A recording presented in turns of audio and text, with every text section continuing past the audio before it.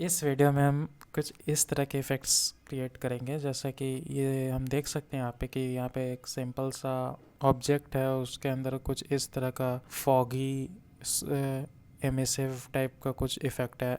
हम ये proper ditto scene नहीं क्रिएट करेंगे, बट हाँ कुछ इस तरह का सिमिलर कुछ क्रिएट करेंगे अपने एंड से, और वो हम ब्लेंडर पे क्रिएट करेंगे। तो अब देखते हैं ब्लेंडर पे कैसे बनेगा। और ये बहुत ही इंटरेस्टिंग टॉपिक होने वाला है, जैसे कि इस चीज़ में मैंने अभी कुछ टाइम पहले इस पे एक प्रोजेक्ट, इससे रिलेटेड मैंने कुछ टाइम पहले एक प्रोजेक्ट बनाया था। तो उसमें मैंने कुछ नोड यूज़ करके मैंने अपने हिसाब से बनाने का ट्राई किया था, और एक्चुअली उसने वर्क किया था। तो मैंने सोचा कि उस पर एक वीडियो बना दी जाए कि इस तरह का इफ़ेक्ट कैसे क्रिएट किया जाता है। तो सबसे पहले एज़ यूजुअल जैसे जाएंगे, हम अपने क्यूब को डिलीट करेंगे एंड ऐड मेश में जाके जो शेप मेरे को चाहिए था, जैसे ये वाला शेप, ठीक है।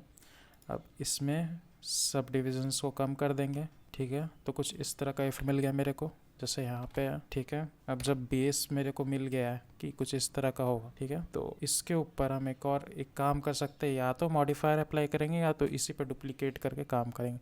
तो पहले हम मॉडिफायर अप्लाई करके देखते हैं। तो यहाँ पे मॉडिफायर में जाके हम बेसिकली अभी करने क्या वाले हैं, यहाँ पे ये जो बॉर्डर्स दिख रहे हैं, हम ये बॉर्डर्स क्रिएट करेंगे यहाँ पे अपने सरफेस पे। तो वो कैसे क्रिएट होगा, यहाँ पे वायर फ्रेम पे जाएंगे, ठीक है। तो देख सकते हैं यहाँ पे हमारा ये क्रिएट हो रहा है। तो अब बॉर्डर का लेंथ कितना होगा, विड्थ कितना होगा, ऑफसेट कैसे होगा, वो सब कुछ भी देखेंगे। रिलेटिव ऑफसेट, क्रीज, एज वगैरह सब कुछ हम देख लेंगे। उससे पहले जैसे कि अब जैसे वो क्रिएट कर रहे हैं, तो अगर हम वो मॉडिफायर डाल रहे हैं, तो जैसा हम देख सकते हैं अभी हम वो मॉडिफायर अप्लाई कर रहे थे, तो ये हमारा जो आइकोस्फेयर है वो डिलीट हो जा रहा था। मतलब डिलीट नहीं हो रहा था, वो डायरेक्टली वायर फ्रेम में कन्वर्ट हो जा रहा था। तो एक काम करते हैं, इसी का एक डुप्लीकेट क्रिएट कर लेते हैं, ठीक है। तो यहाँ पे अब दो इकोस्फेयर हो गया हमारे पास, ठीक है। तो अब जो पहला इकोस्फेयर है उसको हम टच नहीं करेंगे, एंड दिस सेकंड वाला है, इस पे हम जाएंगे मॉडिफायर्स टैब पे एंड देन वायर फ्रेम, ठीक है। अब इस पे हम अपने हिसाब से काम करेंगे, जैसे कि बाउंड्रीज, थिकनेस कितना होगा। थिकनेस इसका मैं बढ़ाऊंगा क्योंकि मेरे को दिखाना है एज अ बाउंड्री वॉल यहाँ पे। तो अपने हिसाब से हम करके रखेंगे इसे, ठीक है। अब इस पे भी अलग अलग डिज़ाइंस हम यूज़ करेंगे, जैसे कि यहाँ पे मेरा कुछ इस तरह का इफ़ेक्ट क्रिएट हुआ है, ठीक है। तो पहले तो हमने वायर फ्रेम मॉडिफायर डाल दिया, अब इसमें बेवल मॉडिफायर डालेंगे। देखते हैं बेवल मॉडिफायर क्या करता है हमारा। तो 2-3 सेगमेंट्स हम बढ़ा देते हैं, लाइक 5 सेगमेंट्स, एंड देन अलग अलग तरीके से यहाँ पे। और शेड ऑटो स्मूथ, अगर ब्लेंडर का आप लेटेस्ट वर्जन यूज़ करते हो तो आपको ये मिल जाएगा, वरना शेड स्मूथ, एंड देन यहाँ पे जाके आप नॉर्मल कर सकते हो ऑटो स्मूथ को। तो अभी मैं इसे शेड फ्लैट रखता हूँ, तो शेड ऑटो स्मूथ, ठीक है। अब और क्या क्या ऐड कर सकते हैं, लाइक यहाँ पे ये तो ऐड कर दिया मैंने। अब हम जाएंगे प्रोफाइल में और कुछ देखेंगे कि कितना शार्पनेस होना चाहिए, कितना लो होना चाहिए तो वो सब अपने हिसाब से हम एडजस्ट करेंगे। ज्योमेट्री में जाएंगे, ग्रिड फिल से कट ऑफ में जाके ये सब अपने हिसाब से कस्टमाइज करेंगे। हम एक आर्क भी डाल सकते हैं, बट आर्क सही नहीं लगेगा, सो मैं फ़िलहाल के लिए बस इतना रहने देता हूँ। तो अब जैसे कि मेरे यहाँ पे एक बेस क्रिएट हो गया, बॉर्डर भी हमारा क्रिएट हो गया। अब क्या करेंगे, अब हम मटेरियल डालना शुरू करेंगे। तो मटेरियल डालने से पहले यहाँ पे मैं ये जो मेरा वायर फ्रेम वाला था, इस पे मैं मेटल का इफ़ेक्ट डालूंगा, ठीक है। अभी मेटल रफनेस थोड़ा सा कम करेंगे इसमें, ठीक है। स्पेक्युलर अपने हिसाब से कर देंगे। फर्स्ट ऑफ हम चेक करेंगे कि रेंडर मोड क्या है मेरा। रेंडर मोड साइकिल्स पर आना चाहिए, सपोर्टेड एक्सपेरिमेंटल जीपीयू कंप्यूट आपका है तो ठीक है, नहीं तो अगर अगर आपका सीपीयू से रेंडर हो रहा है तो उसे आपको चेंज करना पड़ेगा जीपीयू पे। अगर आपके पास जीपीयू है तो ठीक, अच्छी बात है, वरना आप को सीपीयू से ही रेंडर करना पड़ेगा, या फिर आप दोनों यूज़ कर सकते हो अपने रेंडर के लिए। मैं तो सिर्फ एक ही यूज़ कर रहा हूँ, क्योंकि तो मैं कूडा पे गया, एनवीडिया का जो मेरा ग्राफिक्स कार्ड था उससे मैं रेंडर करता हूँ। आप दोनों यूज़ कर सकते हो या फिर आप सिंगल यूज़ कर सकते हो, वो आपके ऊपर है। आपको यहाँ पे आके क्लिक करना पड़ेगा, देन साइकिल्स में जाके जीपीयू कंप्यूट करोगे तो जीपीयू यूज़ करेगा, वरना वो सीपीयू ही यूज़ करता है। आप इसको जीपीयू पे रखोगे तो आप वो आपका बाय डिफ़ॉल्ट सीपीयू ले लेता है, सीपीयू से पावर। सो अब यहाँ पे हम क्या करेंगे, यहाँ पे मैंने एक ऑलरेडी मटेरियल बना के रखा था, वो मैं बताऊँगा कैसे मैंने बनाया था। तो ये है मेरा कुछ मटेरियल, ठीक है, ये आप देख सकते हो। अभी रेंडर व्यू में गया, ये मैं अभी बनाना सिखाऊंगा कैसे बनाते हैं हम। तो कुछ इस तरह का मटेरियल हमें बनाना है, ठीक है। ये मैं कलर अभी चेंज करूँगा, मेरे को कलर कुछ इस तरह का ग्रीन चाहिए।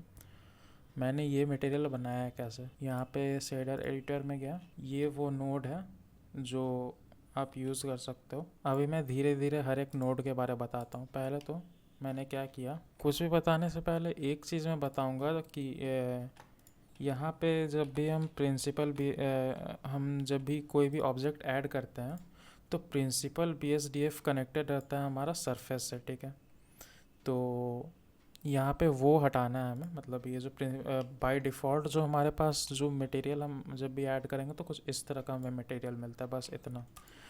तो इसमें क्या होता है, लाइक ये जो मैं इसे आइसोलेट कर दूँ तो ये जो हो गया, ये जो ऑब्जेक्ट है ये हमारा सरफेस है, ठीक है। अब जो इसके अंदर होगा, ये ऑब्जेक्ट के अंदर जो इतना हैलो पार्ट है, लाइक खाली पार्ट है, इसको बोलते हैं वॉल्यूम, ठीक है। अब इस वॉल्यूम में मेरे को अब जो भी एडिटिंग करना है इस वॉल्यूम में करना है, ना कि इस सरफेस पे। अगर हम सरफेस पे कुछ एडिटिंग करते हैं, ठीक है, मतलब इस वाले टैब में कुछ एडिट करते हैं प्रिंसिपल BSDF में, तो वो सरफेस पे अफेक्ट करेगा, वो वॉल्यूम पे अफेक्ट नहीं करेगा। जैसे मैं यहाँ पे कलर चेंज कर रहा हूँ या कुछ भी चेंज कर रहा हूँ तो वो अपना मेरे को सरफेस पे चेंज हो रहा है, मेरा वॉल्यूम में चेंज नहीं हो रहा है। मेरे को चाहिए कि नहीं, जो मैं चेंज कर रहा हूँ वो यहाँ जो हॉलो पार्ट है इतना अंदर में खाली स्पेस, उसमें चेंजेस हैं। तो उसके लिए हम यूज़ करते हैं ये वाला नोड जो कि प्रिंसिपल वॉल्यूम नोड है, इससे हम अटैच करेंगे वॉल्यूम से, ठीक है। अभी हम क्या करेंगे, अभी पहले यहाँ से सब कुछ हटाएंगे पहले तो।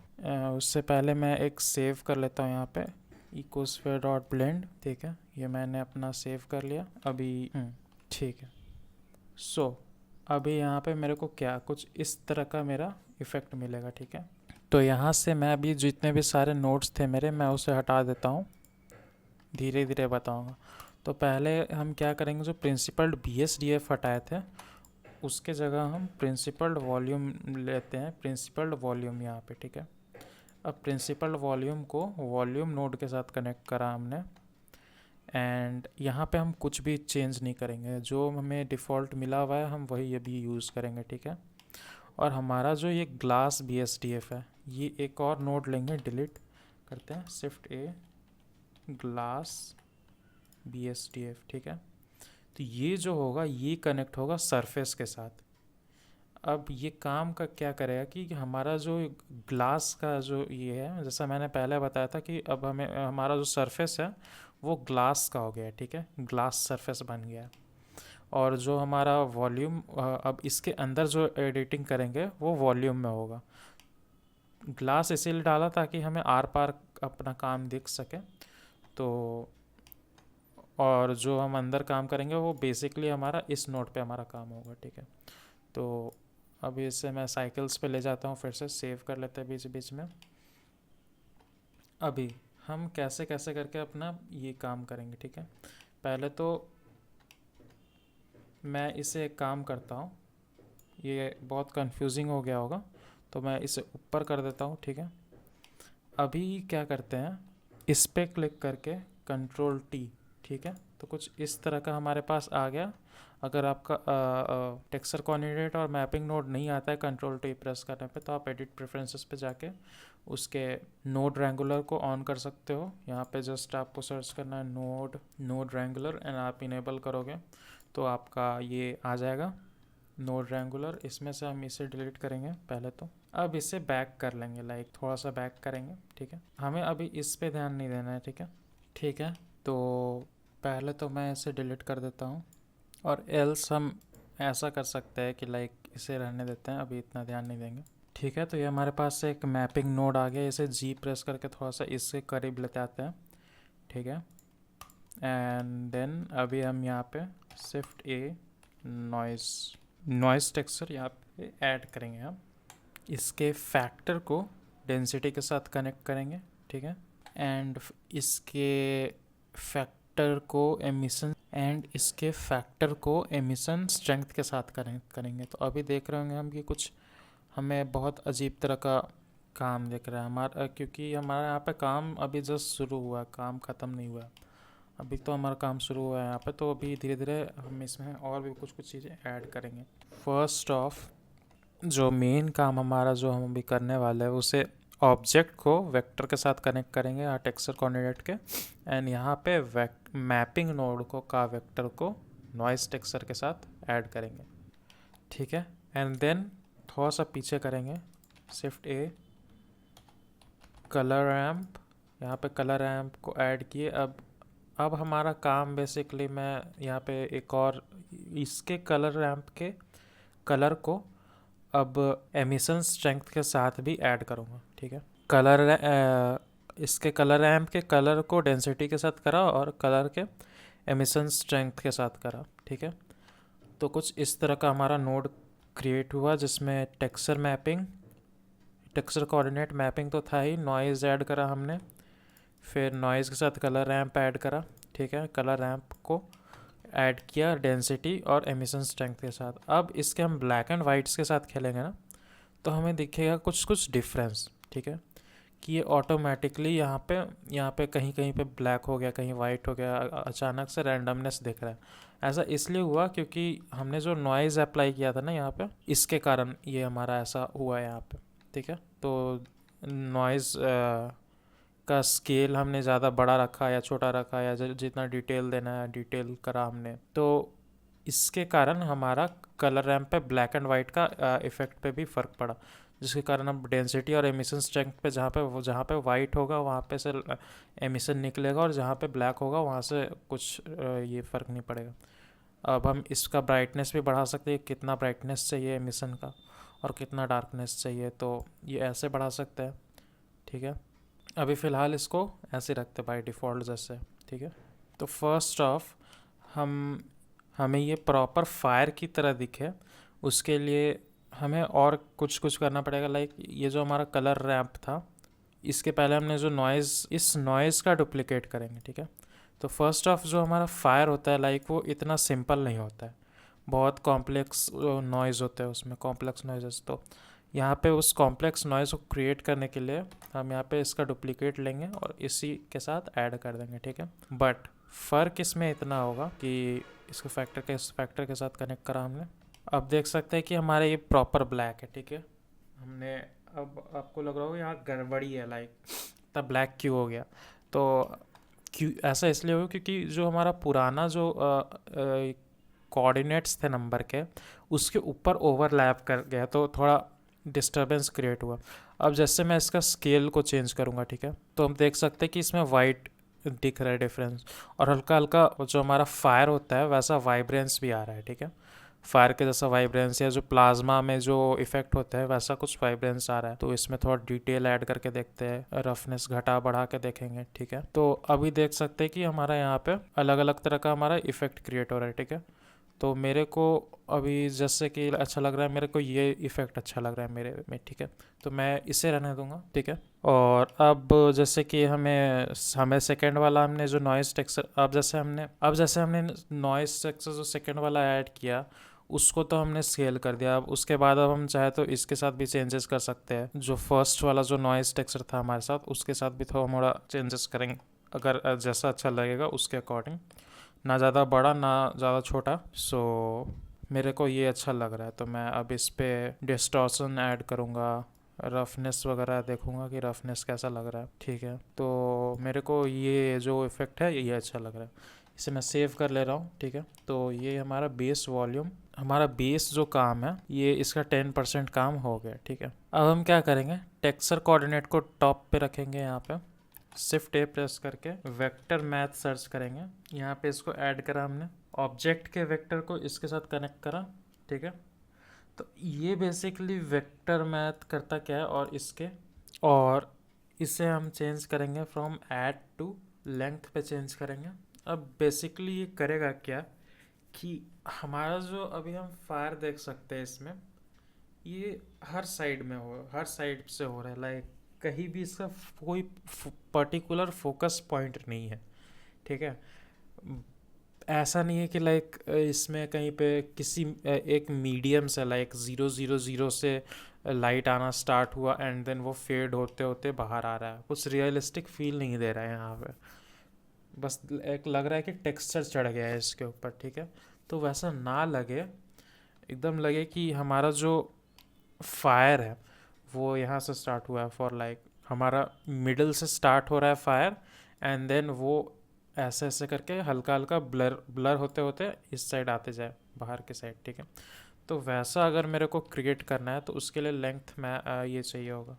तो कुछ वैसा इफ़ेक्ट क्रिएट करने के लिए हम बहुत तरीके से कर सकते हैं, बट मेरा जो पर्टिकुलर मेथड है वो है कि यहाँ पे शिफ्ट ए प्रेस करके मैथ नोड लेंगे, ठीक है। हम सॉरी, यहाँ पे मेरा जो फेवरेट मेथड है कि लाइक मैथ नोड लेना है, उसमें फिर ऐड से चेंज करके मल्टीप्लाई में, ठीक है। तो अब इसके वैल्यू को फर्स्ट के साथ ऐड करेंगे, इसको डुप्लिकेट करेंगे, फिर से सेम ट्रिक करेंगे, ठीक है। तो ये हमारा यहाँ पे बेस काम हो गया।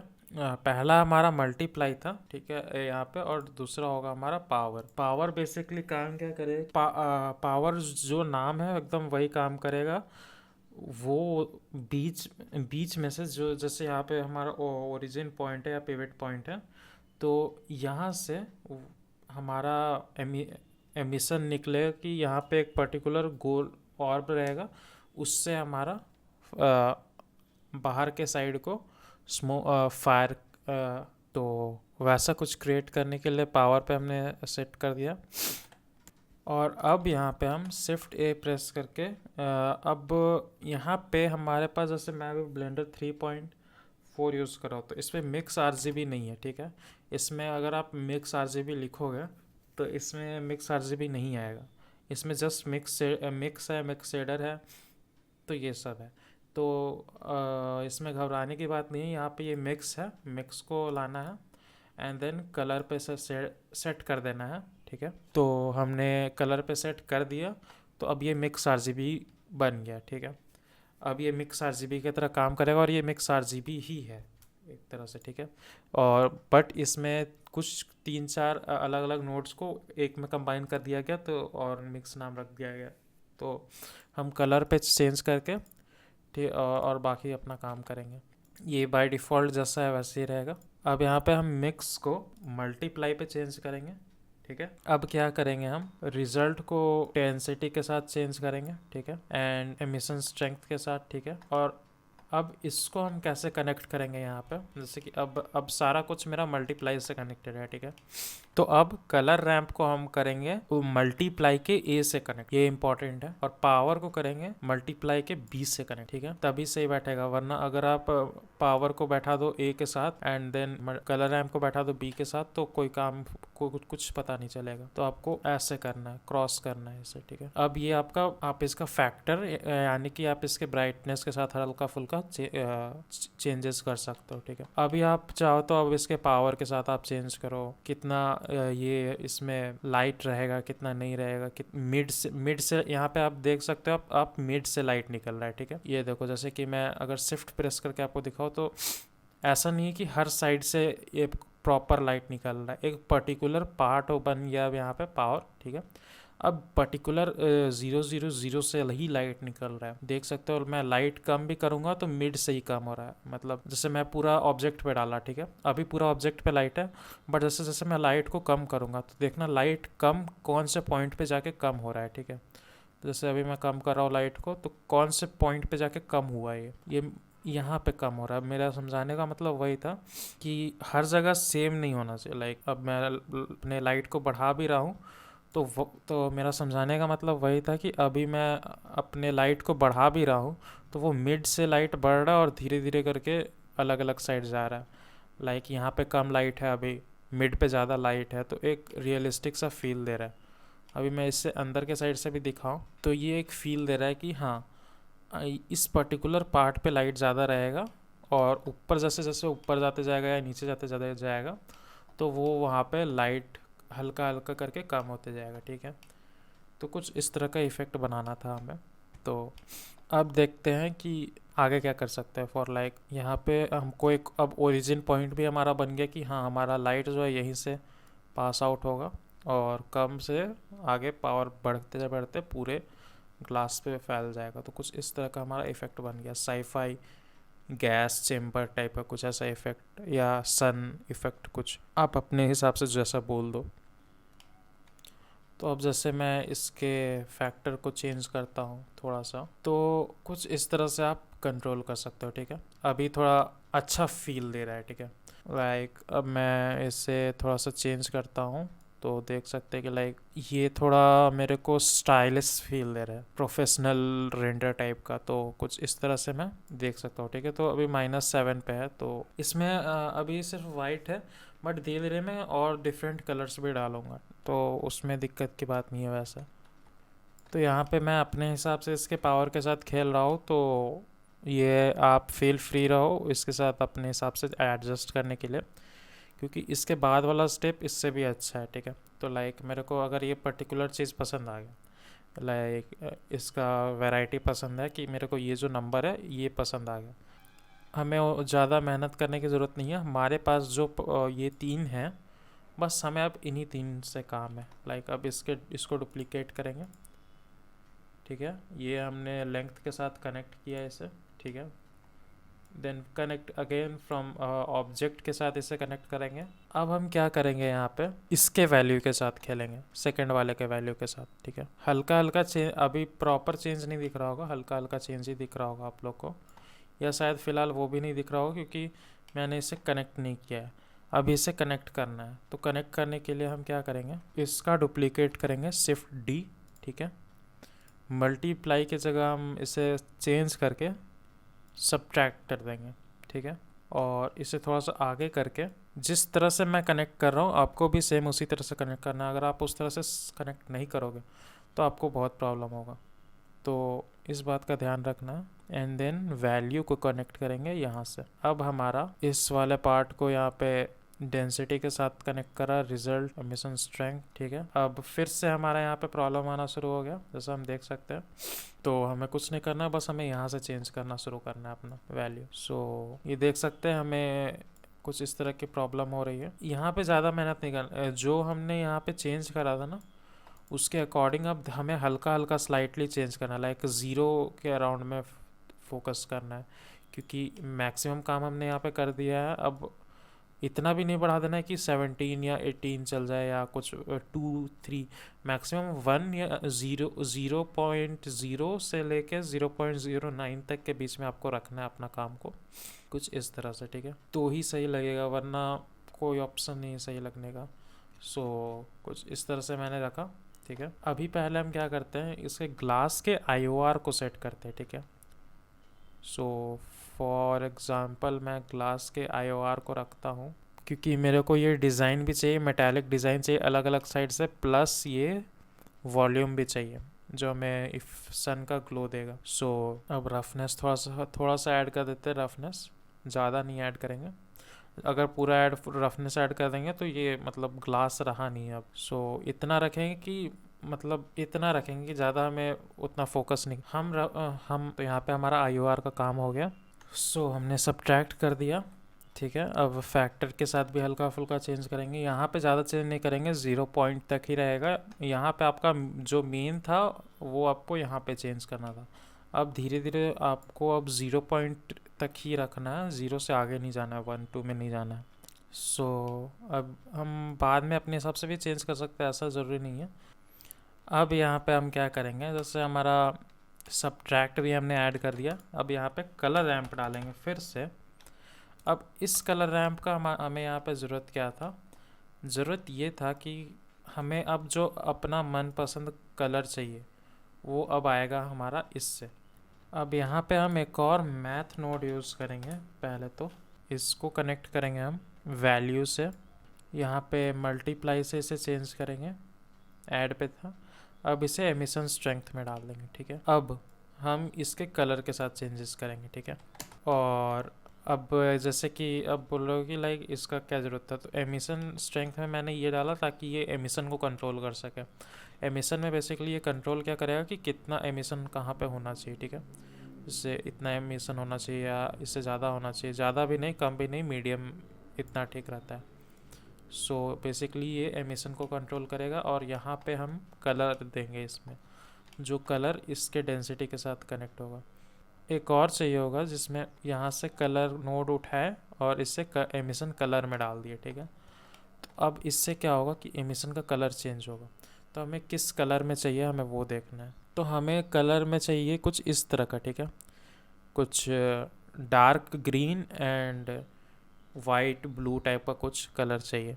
सो हम फिर से जाएंगे अपने इसमें, तो जो ब्लैक वाला पार्ट है उसमें हम डालेंगे dark green, let's say dark green and यहाँ पे चलो ले लेते हैं ब्लू, ठीक है। आप अपने हिसाब से भी देख सकते हो, मैं अपने हिसाब से चेक कर रहा हूँ कि मेरे को कौन सा फिट बैठेगा। सो जो मेरे को लगता है कि हाँ पिक्चर एक्यूरेट है वो मैं यूज़ करूँगा। और आप यहाँ पे लीनियर से कार्डिनल में जा सकते हो, लीनियर में जा सकते हो, 20 स्प्लाइन पे जाके आप अपने अपने अलग अलग तरीके से आप चेक कर सकते हो। यहाँ पे अगर मेरे को लग रहा है ब्लू सही नहीं है तो मैं ग्रीन पे जाके चेक करूँगा ग्रीन पे कैसा है। और ग्रीन पे भी लाइक मेरे को अच्छा कलर अगर मैच मिल गया, ठीक है, तो आई थिंक मेरे को मिल गया है। और अलग अलग साइड से चेक कर लेते हैं। ओके, ठीक है। एमिशन स्ट्रेंथ के साथ देख लेते हैं एक बार, ठीक है। एमिशन स्ट्रेंथ भी सही है। आईओआर चेक कर लेते हैं, लेट्स सी, ठीक है। अभी इस अमाउंट में मेरा आईओआर सही है फ़िलहाल के लिए। इसे मैंने सेव करा। अभी मेरे को स्मोक्स कम लग रहा है, ठीक है। यहाँ पे अब मैं इसे डिलीट कर दूंगा, यहाँ पे मेरे को इसका ज़रूरत नहीं है। अब जैसे कि मेरे को लग रहा है कि लाइक ये पूरे पे चला गया, ठीक है। पूरा मेरा जो आइकोस्फेयर है वो पूरा का पूरा कंट्रोल हो रहा है, उससे उसके साथ मेरे को चेंजेस करना है। तो यहाँ से हम चेंजेस कर सकते हैं, ठीक है। वाइट का वैल्यू कितना होना चाहिए, ब्लैक का कितना होना चाहिए, वो यहाँ से अपने हिसाब से आप चेंज कर सकते हो। फिर या तो यहाँ से चेक कर सकते हो, वो आपके ऊपर है, आप जैसे करो। अब थोड़ा इसमें से रियलिस्टिक फील आ रहा है, ठीक है। तो जैसे जैसे लाइक मैं इसे चेंज करता हूँ, अलग अलग वेरिएशन में मैं चेंज करूँगा, ठीक है। -5 या -3 के अराउंड में जाकर देखते हैं इस पर। अलग अलग चीज़ों के साथ एक्सपेरिमेंट करेंगे तब हमें डिफरेंट डिफरेंट चीज़ें पता चलेंगी कि हाँ कहाँ पे क्या प्रॉब्लम था। जैसे कि यहाँ पे -12 कुछ ज़्यादा हो गया, तो लाइक इसे 2 पे रख के देखते हैं, ठीक है। 5 पे बेसिकली सही लग रहा है, ठीक है। अब मेरे को चाहिए यहाँ पे इसको 4D पे चेंज करके देखते हैं, 4D पे कैसा दिखता है। कुछ गूपी इफेक्ट आ रहा है इसमें से, ये भी अच्छा लग रहा है, बट मैं इसे 3D पे रखूँगा। ये 3D पे रहे, ये 4D पे रहे, एंड लेट्स चेंज कैसा आता है वो देखते हैं, ठीक है। कुछ इस तरह का चेंज आ रहा है, थोड़ा और छोटा करेंगे। अभी भी वो खाली खाली फील हो रहा है, ठीक है। इसमें थोड़ा सा डिटेल्स ऐड करेंगे फ़िलहाल के लिए। रफनेस डाला, डिस्टॉर्शन डाला, थोड़ा सा मेरे को फिल चाहिए यहाँ पे, और वो फिल मिल नहीं पा रहा है। तो कुछ इस तरह का मेरे को अभी पैटर्न मिल रहा है, ठीक है। तो गैसियस फॉर्म मिल रहा है, ठीक है। तो ठीक है, ऐसे ही चाहिए मेरे को फ़िलहाल के लिए। बाद में हम इसे चेंज करेंगे अपने अकॉर्डिंग, या फिर अभी भी चेंज कर सकते हैं। मैं कोई एग्जैक्ट वैल्यू नहीं देख रहा हूँ, मैं ये देख रहा हूँ कि मेरे अभी के जो रिक्वायरमेंट्स उसके अकॉर्डिंग कैसा दिखेगा। मैंने अभी जो बनाया उसके अकॉर्डिंग ये सही लग रहा है या नहीं, मैं वो देख रहा हूँ। ठीक है, तो मैंने यहाँ पे सब कुछ चेंज किया, और बाकी एमिशन स्ट्रेंथ में जाके हम अब देखते हैं कैसा है, ठीक है। कुछ इस तरह का इफ़ेक्ट मिला मेरे को स्मोक्स का, ठीक है। अब जैसे कि हमने अपना ये काम कंप्लीट कर दिया है, तो अब आगे कैसे बढ़े, लाइक हमारा ये मेटल पार्ट प्रॉपरली दिख क्यों नहीं रहा है, ठीक है। वो दिखाने के लिए हमें क्या करना होगा, बेसिकली हमें यहाँ पे ऑब्जेक्ट से वर्ल्ड सेटिंग्स में जाना पड़ेगा, ठीक है। इसे डिलीट करते हैं हम, इन्वायरमेंट टेक्सचर,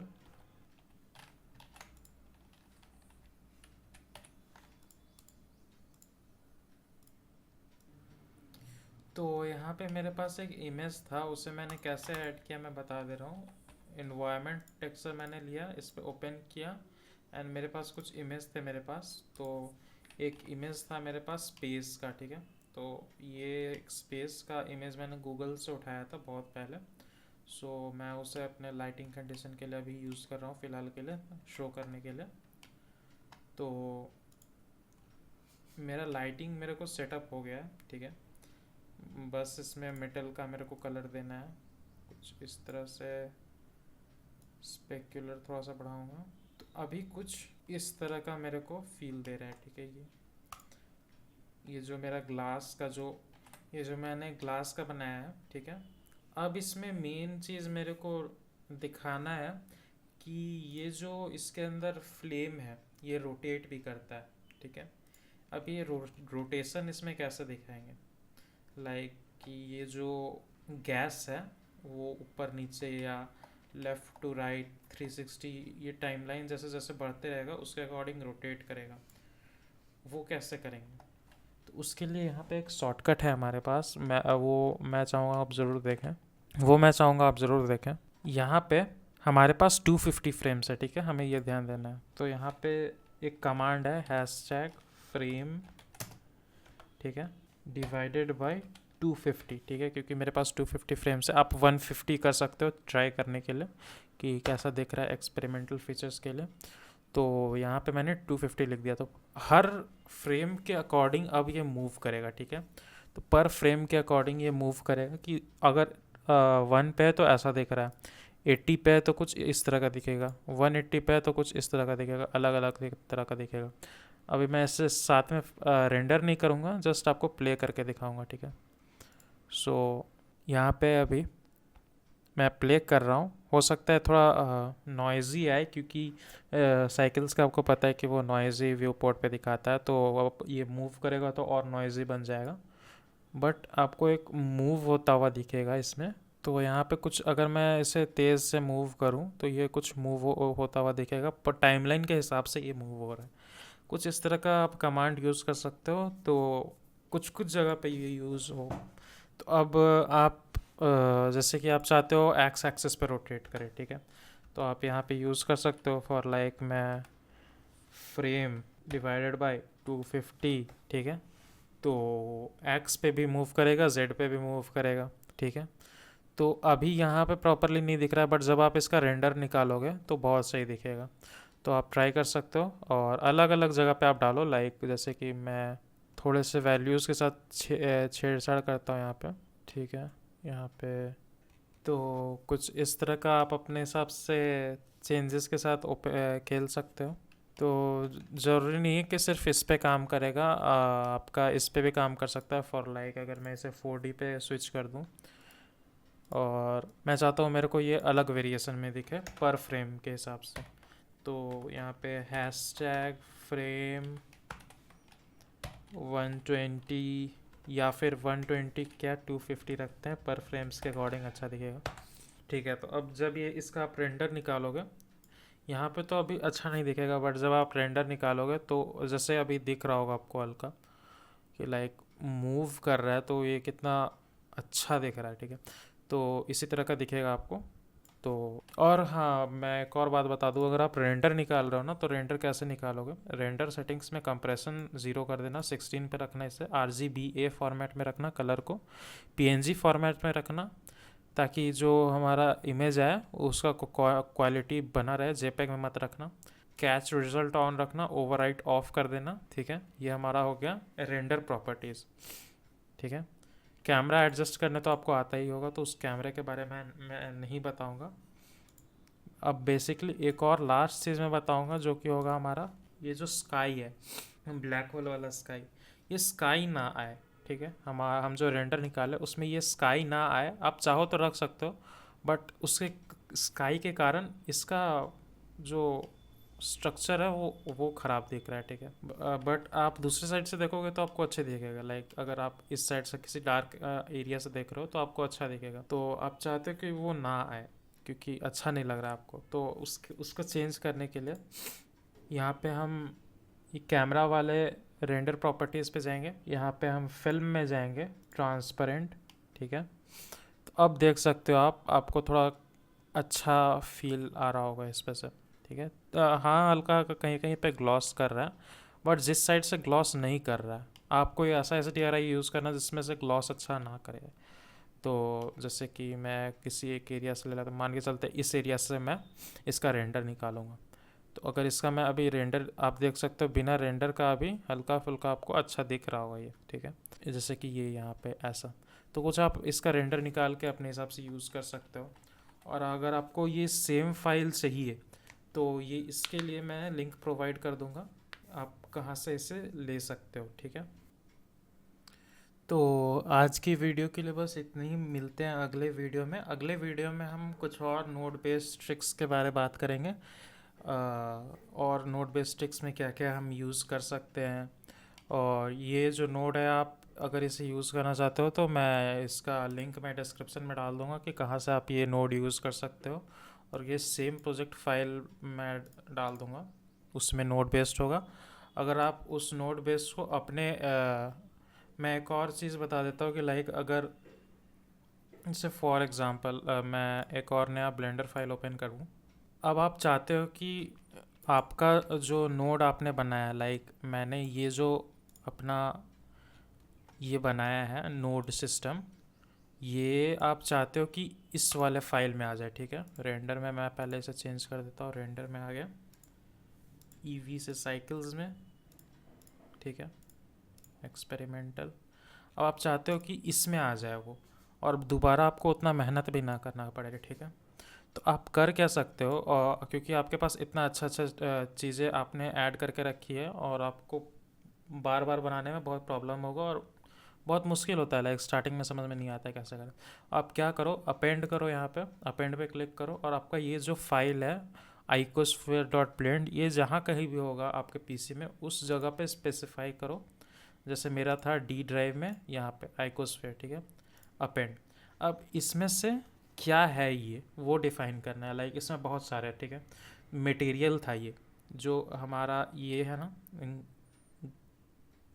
ग्रीन इफ़ेक्ट, ये एक मटेरियल था। तो मटेरियल्स के अंदर जाएंगे, अब ये कौन सा मटेरियल था अब वो हमें चेक करना है, ठीक है। तो हम यहाँ पे जाके चेक कर लेते हैं हमारा ये कौन सा मटेरियल था, 001, ठीक है। अब मटेरियल 001 को हम इसमें इंपोर्ट करेंगे, ठीक है। तो अभी मेरे को वो वाला मटेरियल इसमें मैंने अपेंड किया था, ठीक है। तो मैंने अपेंड किया, तो अब आप बोल रहे हो यहाँ पे आया नहीं। सो मैं यहाँ पे जाऊँगा मटेरियल व्यू में, यहाँ पे मटेरियल को चेंज करूँगा 0.01 पे, एंड वोला यहाँ पे मेरा आ गया। एंड देन यहाँ पे मैं बैकग्राउंड कलर जो मेरा ग्रे था इसे मैं ब्लैक कर दूँगा, ठीक है। अब आप देख सकते हो कि सेम मटेरियल, मेरे को ज़्यादा मेहनत भी नहीं करना पड़ा, same to same material with node आ गया मेरे पास। यहाँ पे नोड भी मैं दिखा देता हूँ आपको, नोड कहाँ पे आया, ठीक है। सो शेडर एडिटर में मैं जाऊँगा, ठीक है, प्रॉपर नोड, मेरे को दोबारा मेहनत करना नहीं पड़ा। एक बार मैंने मेहनत किया और मेरे को दूसरे बार किसी और ऑब्जेक्ट पे मिल गया। फॉर लाइक अभी मैं इसे डिलीट करता हूँ, फॉर लाइक अभी यहाँ पे सुजैन डालते हैं, ठीक है। सुजैन पे मेरे को सेम मटेरियल चाहिए किसी भी हालत में। सो यहाँ पे मैं मटेरियल पे जाऊँगा, सुजैन पे जाके अब आप देख सकते हो मेरे को कुछ एक्स्ट्रा मेहनत करने का ज़रूरत नहीं पड़ा, मैंने पुराने वाले से उठाया और दूसरे वाले पे पेस्ट कर दिया। तो इस वीडियो के लिए बस इतना ही, मिलते हैं अगले वीडियो में। ये तो बोनस टिप था कि आप कैसे बिना फिर से दोबारा मेहनत किए आप कैसे इंपोर्ट कर सकते हो। तो इस वीडियो में ज़्यादा कुछ एक्स्ट्रा था नहीं, तो